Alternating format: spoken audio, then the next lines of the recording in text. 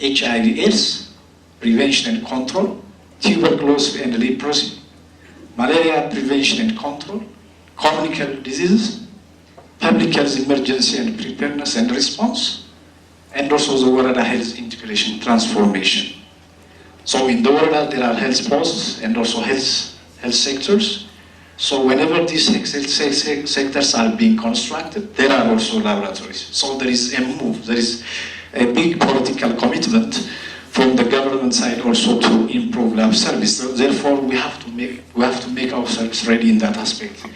So moreover, from the HSTP, I came to realize that there is clearly depicted the importance of working towards quality standards. Registering of laboratories based on their quality from 1st to 5. There are 5 steps. So that is based on the merits, the quality of the service that the laboratories are being offered. Strengthening of lab quality mechanisms, improving continuous availability of lab reagents and equipment. We all know, we all are professionals. We all know how we are being suffered whenever we are working in health centers and also hospitals due to the lack of laboratory commodities. So these are also, I think, will never be a problem in the future.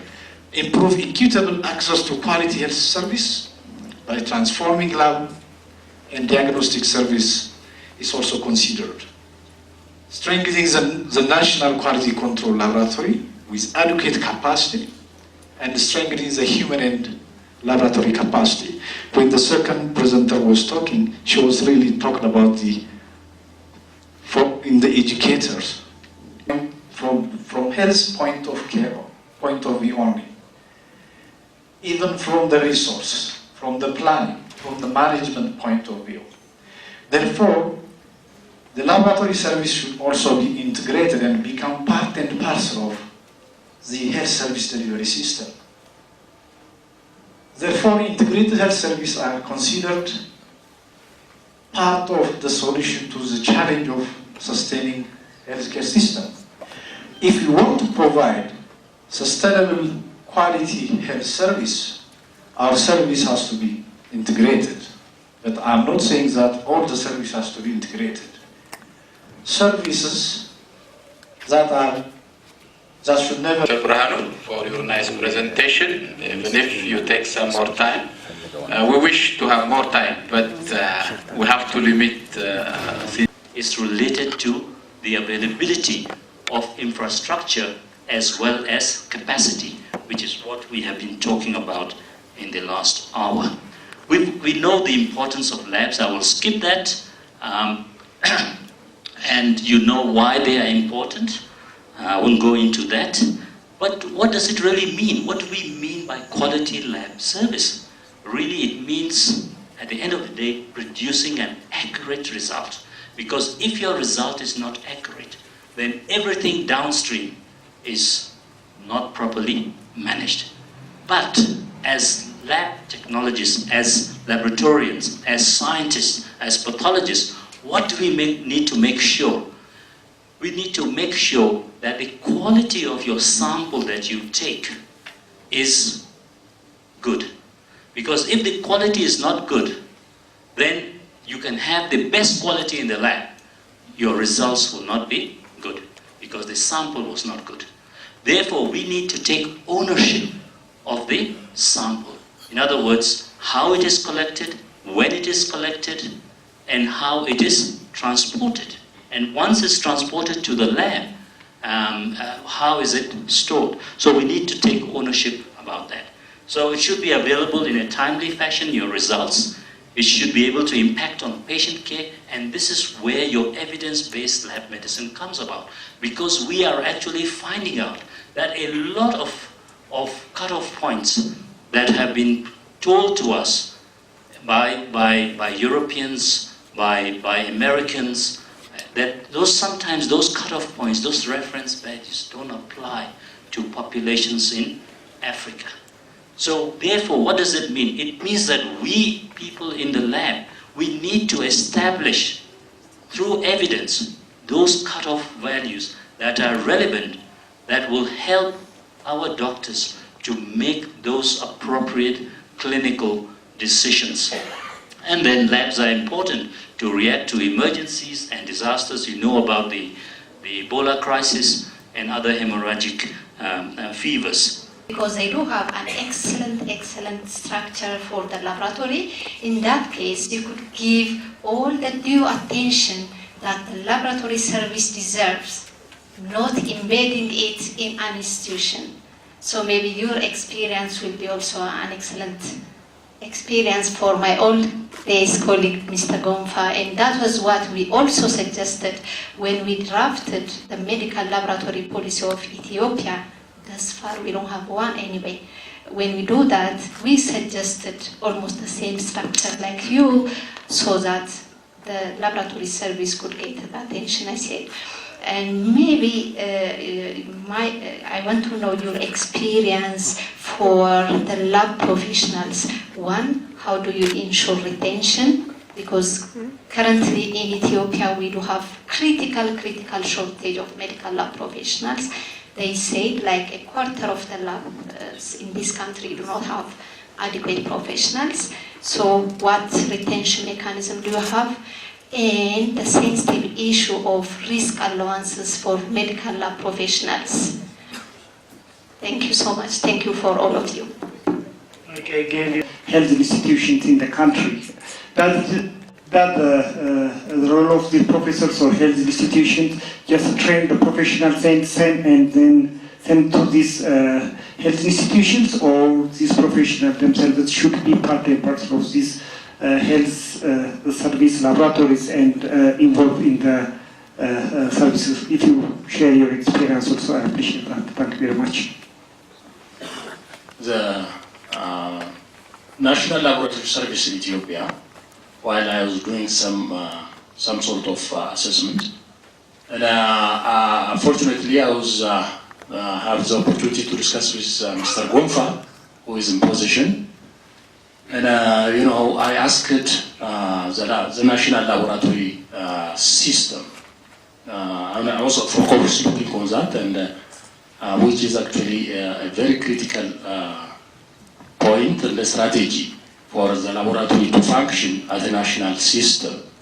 Unless we have a system, we always cannot achieve what we are looking for. So I was looking the mandate that has been given to EBHI regarding the laboratory system. And I've seen a very deficiency to the mandate.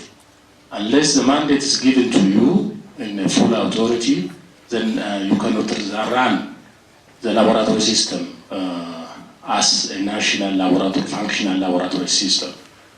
If a system is there, then we can have a plan, we can have, an ongoing, continuous, implementation, evaluation, planning, all these things can be done. But I see a problem, and what is your plan regarding the national laboratory system? That's my question. Thank you. Dr. Gonfa. In Ethiopia, there is no health laboratory information system. One national central health information system. Laboratory data is already allocated in the health facility, or found only in the health facility, not found in a compiled form in national level. When we want that data for planning or for some purpose, for research purpose, we don't get that. So there is no one national laboratory information or evidence data from the patient, from a data from a patient not found in the ministry level one. There is no one national laboratory, one national laboratory centers, and ይቅርታ እንግዲህ በአማርኛ ልናገር ነው። አንድ የላቦራቶሪ ውጤቶች ሴንተር የሆነበት ቦታ የለም። ያ ነገር ለፕላኒንግም ለሌሎችም ለሪሰርችም ስለሚያገለግል ያ ዳታ የለም። ዋይ ኖት እንደገና ኤችኤስቲፒው ላይ የለም የሚል ነገር አለ እና እንትኑ ደግሞ ሴፍቲ አሁን የኤችኤስቲፒ ሲቀረጽ ሴፍቲ ሞቲቬሽን ኤንድ ሊደርሺፕ ነው። all are creating safety creates motivation is creating the other one. It has one direction. አንድ ዓላማ ያለው ይመስላል እዛ ጋር እና ትንሽ ሰፋ ያለ አይመስልም። ሌላኛው ደግሞ ሄልዝ ቴክኖሎጂ አሰስመንት ላይ አሁንም ፕላኑ ላይ አንድ ብቻ ነበር የሰጠው ወደ ሶስተኛ ሄልዝ ቴክኖሎጂ አሰስመንት ኢንኮርፖሬትድ አልሆነም። ሌላ any other so that we could address equally 1 2 this side. Okay, try to fix your 3 4 try to fix yourself to one question, to limit yourselves to one question, please. Thank you. My question is almost similar to one question raised about the laboratory general structure or policy. It's known that as a teacher I always teach my students like saying Ethiopia is a developing country. We do not have advanced facility and we teach them in theory. But so many years passed, I'm also getting older and older and I still keep lying my people. I don't know whether it is true we are poor and we cannot afford for the laboratories, or just we are detached from the government or whatever and just keep lying, saying that we cannot have advanced laboratory maybe for the future many years to come. I don't think this is fair. We don't have to lie our people. Everybody should be accountable. Our people should be served using laboratory. Otherwise, we are not offering the health service which is based upon scientific evidence. You can just think what we have in our laboratory. Like you can think of HIV, hematology, and tuberculosis. They are all done through the donations. So when will be the country is using its resource to advance its laboratory, and who is accountable for this, or who is responsible to just see the country's resource and develop the tests, or at least the standard laboratories tests we have to use for our people, and who is responsible for this? And that is my question. Be answered by one of the presenters if they are interested. And my question is directly related with the integration of services and teaching. So in our case, the teaching and the service provision is detached due to poor structure among the university and that of the hospital. So what is your experience in integrating the service with that of the teaching? Maybe people working in the university may have good information regarding this, so that I expect reflections from presenters who came from a university. So how do you integrate services with that of teaching, since these two things are becoming detached from time to time? Thank you. Actually, I don't know where to address this question, but it's generally for me about attitude, professionalism, and ethics. I don't know, we don't have it in our school. I don't know where the students should learn. I'm coming from Juma University, that's why I'm referring to school teaching our students. But we're expecting it outside. In general, we don't have any set standard to evaluate the students. Before graduation, this student will have good attitude in practice or won't have it. And even we don't have the mandatory side right now, in my opinion, to my understanding. And also, in general, the laboratory is seen part by part. So far I understand. The current practice is when TB comes in, we think about TB and TB laboratory diagnosis and whatever. When HIV comes and we do that, this is actually an opportunity for Ethiopia Ethiopia for laboratory to just revive and to get up. I do give a credit for that, but still we have to see the laboratory in its totality, so that the laboratory should have its own full capacity and practice in its full capacity. With regard to training, with regard to service, with regard to everything, technological, every technology or whatever comes in. We are not looking at it in its totality, its whole form. We are addressing problems to parts of it, not the whole of the laboratory. That is my worry, particularly with regard to setting standards where to go. Like words conducive, appropriate, whatever quality, we were talking about all these things, but I don't know what conducive is. What does mean conducive in technical terms or setting standards? Thank you very much. This is my worry, rather than a question. The last one. Thank you. I would like to thank all of them for your excellent presentation. I have one concern. In fact, it's not a question. I am aware about how the level of risk shall be determined following generated data or from evidences and practices. And I am also aware about the joint statement of WHO and ILO. Even working in a healthcare facility is at risk. And I am also receiving a number of calls from different laboratories about risk allowances. So that just it's not raise a question, but we have to think of it and we have to address properly. We were discussing with the minister himself before 10 days. And today there will be no one perfect answer for this issue, but we have to pass a resolution. Just I'm asking this participant to pass a resolution on safety issues and risk allowances. So that to me, safety working environment, vaccination, and safety in general devices can be used as a device to minimize risks. But in this country, there are a number of packages for different health professionals.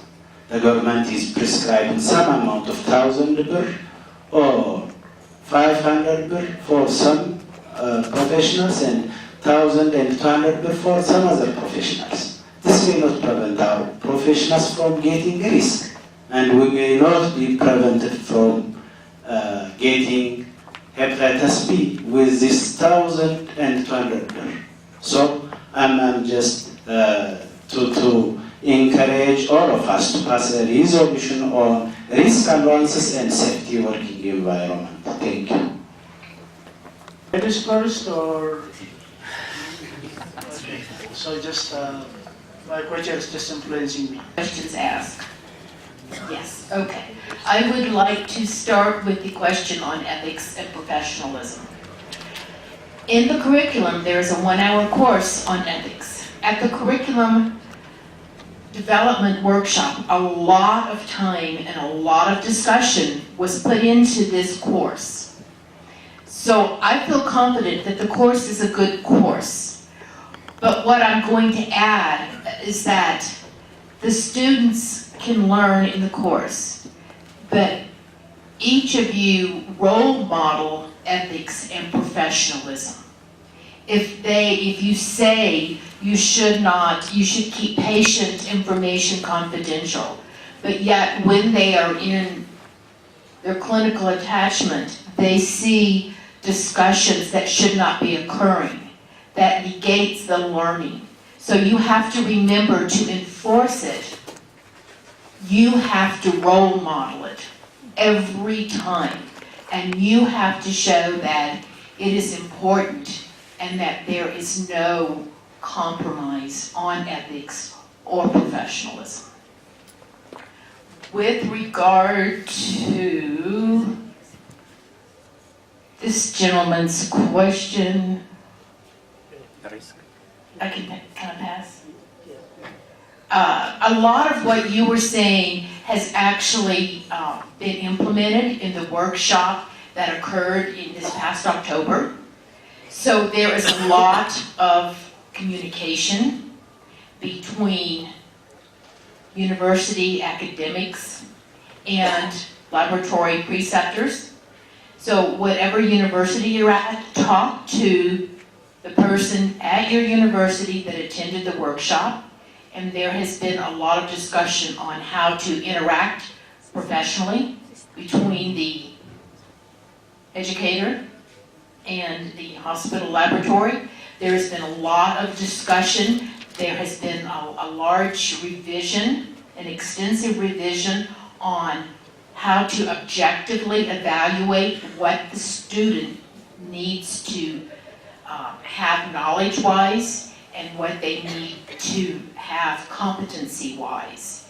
So it's in its first stages, but I think if you talk with the person at your university, you will see that you're going to be very pleased as this is implemented and rolled out. And now I'll pass. Thank you for your questions. Very good. Okay, thank you. I think most of the questions they don't have address, so we assume that we all are going to absorb them based on the points that has been raised. The issue of ethics, professionalism, and communications, because I also raised this issue, and also I will just also try to mention some of the points. The issue of ethics, there is a course, what we call it professional ethics. But rest assure you, whenever we are teaching that course, starting from myself, we are overlooking it. And we give them in the class, and then they are going to sit for the exam, they will pass, that is the end of the story. But gradually, things start to backfire. So while we are overlooking the ethics, since our graduates are not well equipped, well armed with the concept of ethics, now we are suffering with malpractices. As I said during my presentation, there is one office that's already created by the Federal Ministry of Health. And under that office, there are lots of complaints that are coming from different professionals, clinicians, and also laboratory nurses and so forth. So from that presentation, I had the chance to hear that presentation, and during that moment, the presenter was Dr. Brook, who was the chair of that session. He was very serious, and he told us that this issue is very scary. Because people are not professionals, are not acting in the way that they are expected to act. They are not professionally well acting. So the issue of the message that I have for these houses, as we all are professionals and also came from the academia, we have to give a deep emphasis and due attention while we are teaching the professional ethics. We have to go deep, even we have to give them from the global perspective. We have to give them examples. We have to give them some research outcomes. And also what is going on in Ethiopia as well. Now the issue of the medical legal issues. Now people are coming to the court. They are facing. They are being challenged. So one upon a time we may be challenged. That is the naked truth. So we have to give due emphasis and teach our students, and also we have to even see the curriculum. If the curriculum is overlooking these things, I personally advise those institutions to include, if you don't have ethics, you have to include in your curricula and teach the students in the way that it should be fit contextually based on the Ethiopian situation before we are going to suffer. Professionalism, yeah. There is one saying: until you get what you want, you have to do it. You have to do the work that you are doing well. የምትወደውን እስከምታገኝ ድረስ የማትወደውን በደንብ ስራ የሚባል ነገር አለ።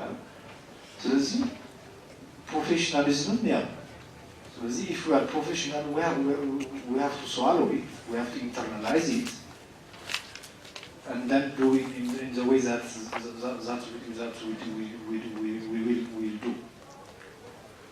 Shall I continue or leave you?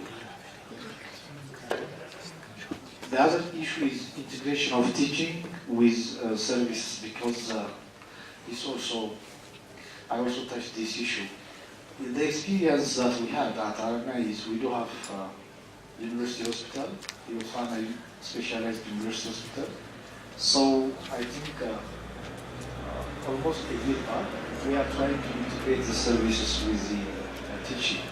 Before that, both the teaching and the service were already divorced. Now we are trying to marry them, and by assuming that teaching without providing service has nothing to do. It doesn't give a palpable service for the society. Therefore, we are teaching, and then after that we will take our students to the hospital, and then we'll supervise them, and then give service to the society. And also there is community services, and what we call the team training program and community-based training program. Our service in provision of the service, that's not ethical. So that has to be done, that's what I would like to say. Thank you. For the nice questions. First of all, mine was not a presentation. Mine was key issues for panel discussion, because the invitation I had was for panel discussion, not for presentation. I don't know whether panel discussion and presentations are of the same nature. Really, I would like to comment that.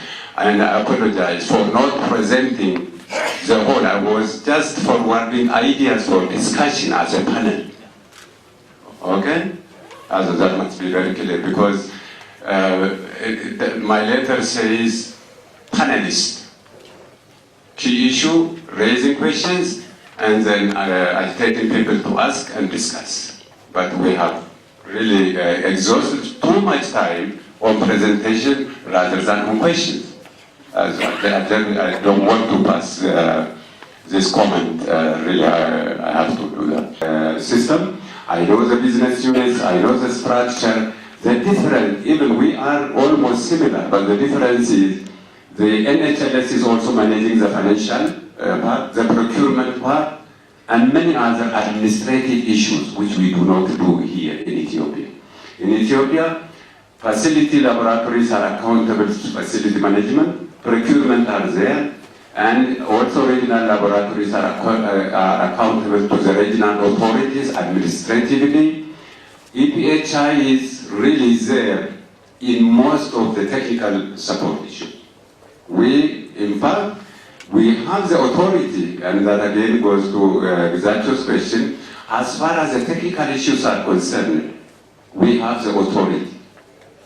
Technical, but administratively, because we evolve differently than South Africa, the federal state arrangement in Ethiopia and the federal autonomy does not allow us to go into administrative details and facility management.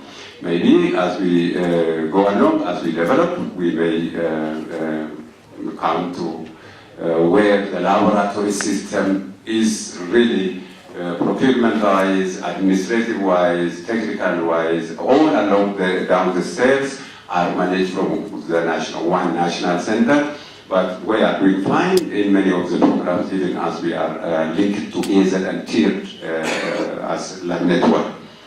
So I would say the authority we have, at least the ministry is relying on EPHI for any issue related to the laboratory program in the country, whether it is introduction of new technologies, whether it is in-service training, whether it's quality assurance of the laboratories, the EQA services we have in place. I think we have, and in that capacity also, I would really say that EPHI has gone a very, very, very long way.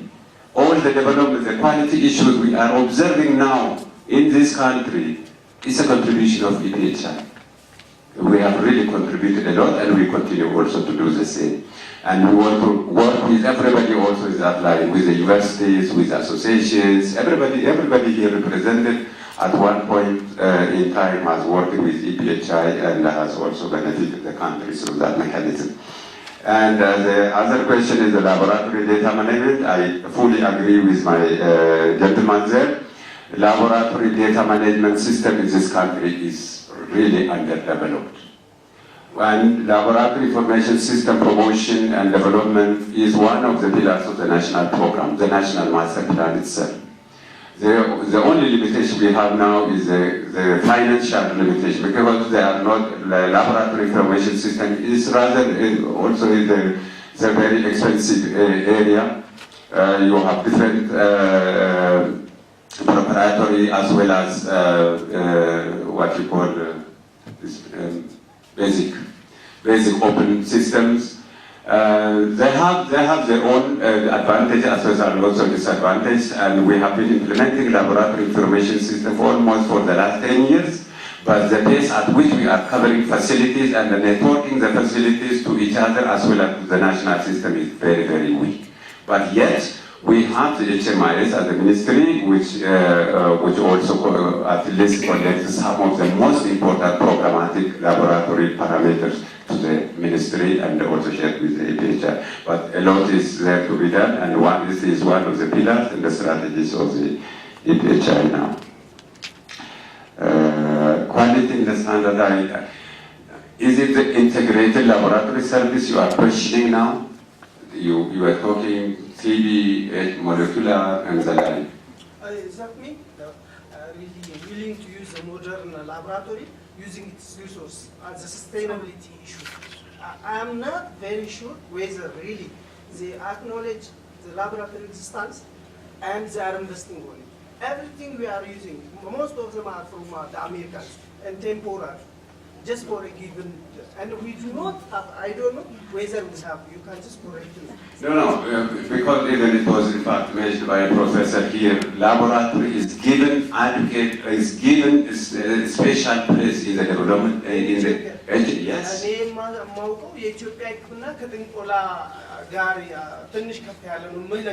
We are probably በግል ሴክተሮች በፕራይቬት ነገሮች ላቦራቶሪ አለ። Okay, there are laboratories in private health institutions, but if you just go to the Ethiopian laboratory, except for the few programs like TB, like HIV, and sometimes... No, laboratory program in Ethiopia is integrated. Used to be some sort of parallel, focus on TB, focus on HIV, focus on malaria. That is caused by... laboratory just taking out of HIV, you just take those facilities which come for HIV and look at our laboratory. Is there something you can just observe? No, it's not based upon the science standard that we are using our laboratory. We have to use the country's resource to update our laboratories, to depend our economy, and to give them at least minimum standard. That is what I'm talking about. Maybe these issues are actually something that we should have to include or raise during business meeting, and if it can't be accepted by the whole assembly, you may include it in the resolution, provided that it is actually the feeling that or the fact that is existing everywhere.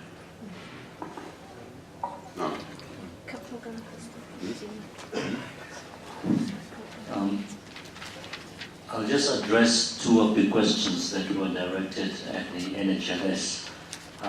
You remember I said the NHLS is extremely unique. It's the only lab service in the world that has its own structure. As Prof here just mentioned, he spent 15 days. It has its own finances. It has its own staff. And it has allowed the lab medicine services to be independent of the hospital management. So I'll give you an example. When I became the head in 2002 at Tigerberg Hospital, that's a huge hospital, it's 1,600 beds, I could not employ another clinical biochemist, and we were only 2. But when the NHLS came in 2002, I could then go to our own administration and give them the figures, and they could understand why I was asking for another staff member. The lab services were part of Ministry of Health, and then they separated it with their own structure, with its own board. The question about the remuneration is that, yes, if you are going to the very remote areas, you are given a special allowance. Okay, so those people who are in the rural areas, because people don't want to go there, the only way to attract, and 30% is academic. That means what? It means they have to write a publication. They have to apply for grants. So when I evaluate them, I have to make sure that every year my consultant or scientist, whoever it might be, has to have 2 to 3 publications. So my department, for example, chemical pathology or clinical biochemistry, we wrote 25 publications, and we are only 4 staff members. We had 25 publications, which is one of the highest, okay, in any country in Africa. So it's a dual thing, and they are also doing service. So this is part of what we call as a job description. So it's something that you may want to, when you are re-looking at your services, you know, all the people in the academic hospitals, I think they must, because you cannot separate a professional from the service. If he's a professional, he cannot just be teaching. Otherwise, he is going to lose all the expertise, you know, that he developed. So teaching, training, service, they are all together. You don't separate them. They are all complement each other.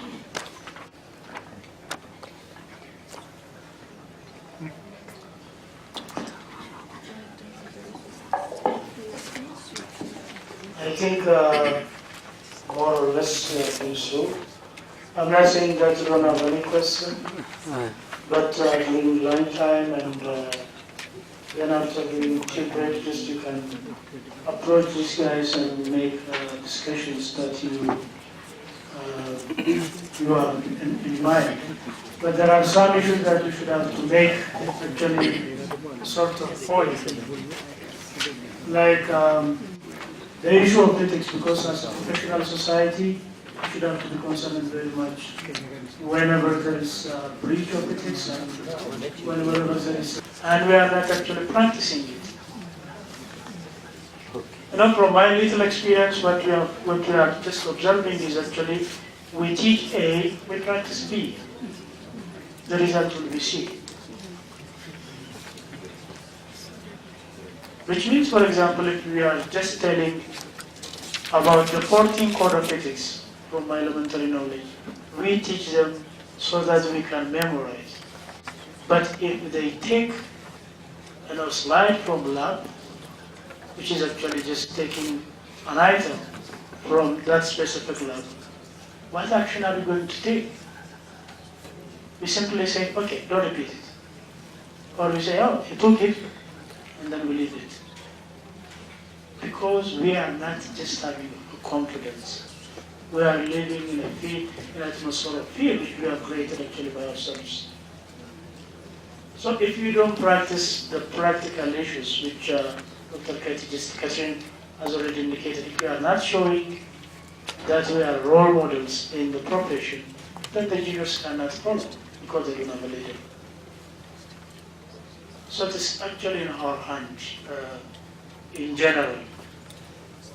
As to the integration of the hospital labs with universities,